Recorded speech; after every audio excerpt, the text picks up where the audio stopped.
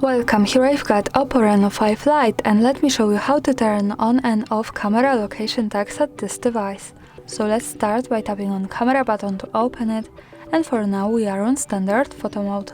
From here let's go to right corner button to open camera settings, and here at third place we have location option with short info from the device that this can display location information in photo and video details. By using the button from the right we can easily turn it off and turn it on as we need. And here also important thing is that to make it work correctly, when we want to save actual location of our photo, we have to be connected with the internet, for example Wi-Fi or mobile data, and we have to also turn on location of this device.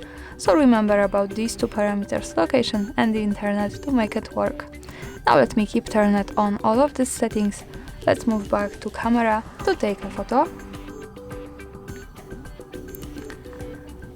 To see it, let's go to left to the button that follows us straight to the gallery, and this is my picture. To check its location, let's go to the right corner at the bottom to more and tap to details. Now at the third place we can check full address. So greetings from Kraków, Poland, thanks for watching, subscribe our channel and leave the thumbs up.